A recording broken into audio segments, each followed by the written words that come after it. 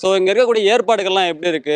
பாதுகாப்புல ஆரம்பிச்சு parking, differently able பீப்புளுக்கு போறதுக்கெல்லாம் எப்படி இருக்கு? டிராஃபிக் எப்படி இருக்கு? அப்படின்றத அந்த என்டையர் ஆர்கனைசிங் டீமுக்கு ஹேட்ஸ் ஆஃப். இங்க இருக்கிற ஏற்பாடுகள்லாம் சார் அந்த இது பார்த்தீங்கன்னா ரொம்ப அருமையாக பண்ணியிருக்காங்க. காவல்துறை வந்து ரொம்ப அருமையாக பண்ணியிருக்கிறாங்க. பார்க்கிங்காக இருக்கட்டும், ஒரு தண்ணி வசதியாக இருக்கட்டும், ஒரு பாதுகாப்பு ஏற்பாடாக இருக்கட்டும், எல்லாமே அருமையாக பண்ணியிருக்கிறாங்க.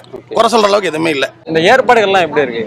இந்த பார்க்கிங்கு, ரெஸ்ட் ரூம்லாம் இங்கே பரவாயில்லன்னா வசதியாக இருக்குது கட்டுறதுக்கு. நிறையா இன்னைக்கு கடைக்காரங்களுக்குலாம் நல்ல வசதியாக இருக்கும். ஏன்னா இத்தனை பேர் அசம்பிளாக இருக்காங்க இந்த இடத்துல.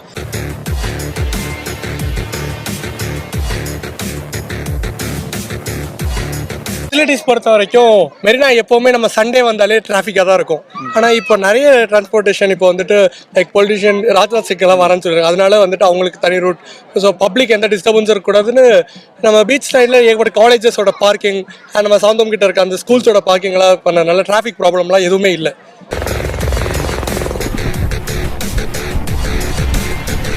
பெரிய பெரிய சல்யூட், வேற லெவல்ல இருந்துச்சு.